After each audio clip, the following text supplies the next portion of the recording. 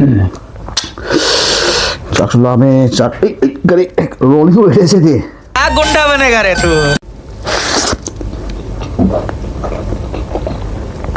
मजा आया काटने इसलिए मैं चल रहा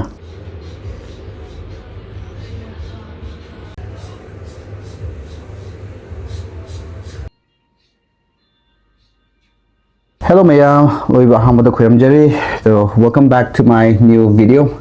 So guys, ngasi se mukbang se ngasi taudu se ngasi chadu se mutton leire adugi asina sebot akhoi sebot leire adugi asina khajing leire khajing akhoi achober khajing do adu leire adugi eromba adugi asina akhoi simla mirs nataba du simla mirs ma mo sa su sa da ba mo ma leire Jina koi salad pata celery hai English na dikhang de so si salad ta koi thum manam se karam manam number koi ki phadigom ki type ta ju phadigom na ta ba so guys agam asina aina tongan na gravy oina putho ba si se hoin cha ba da mahi am oi ba se nungai ta ba du ge na tongan na ina si mahi sai ta putho ba guys to guys how rasi cha khu yam la me to how rasi du se gravy se am lauraga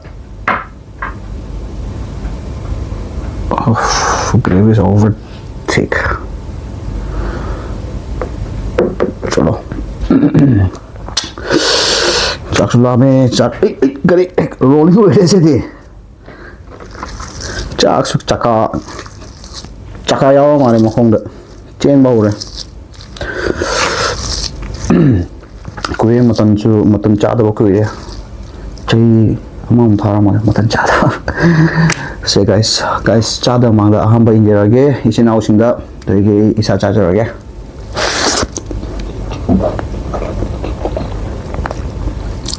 काटने इसलिए मैं चल रहा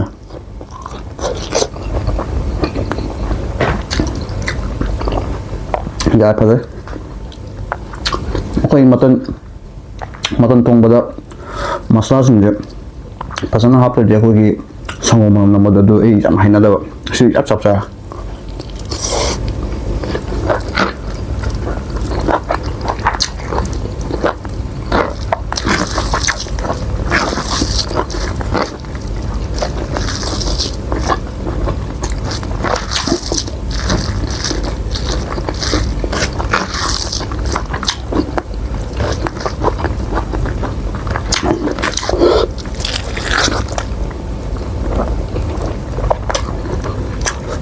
một cái phở này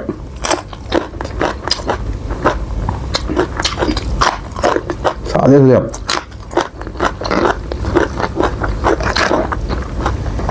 nó phèn này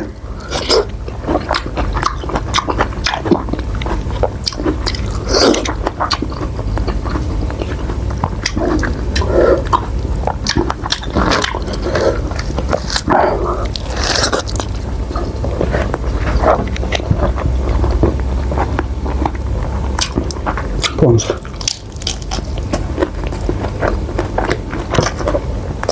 Rồi.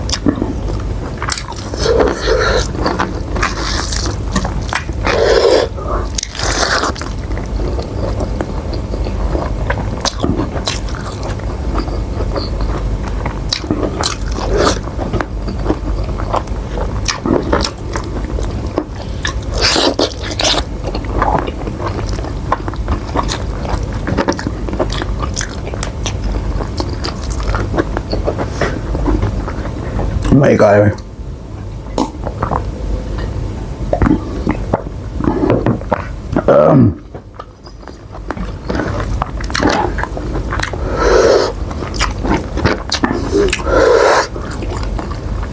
Guys, I gonna thong mutton sa. Noi na recipe pa amade comment tobiro. Hekta comment tobiro. Thak comment do ai pibi rakhe reply tobira ke. Koi da bida. Kai chintu no ram hawa.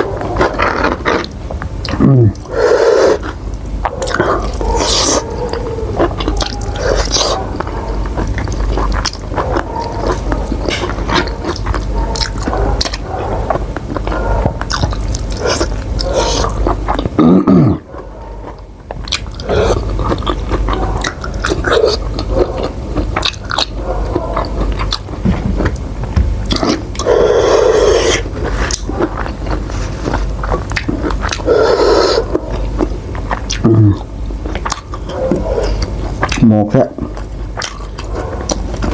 cái nó sáu mươi hai mà tôm đậm chỉ đi bao lâu phải làm hay dân nhiều này.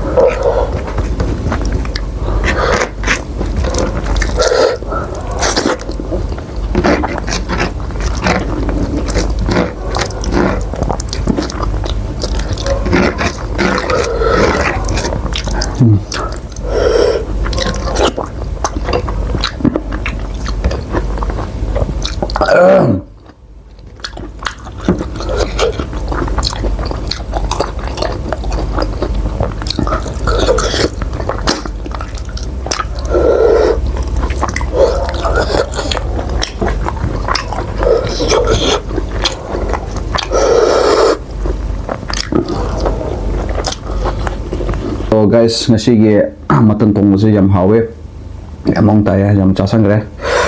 So guys, noina pambira gati video se like to view, subscribe to view, share to view. Adon guys comment to view kay noina chabu uninge kamba chabu nebo video ai se semba phagani hai to guys noina comment to view guys.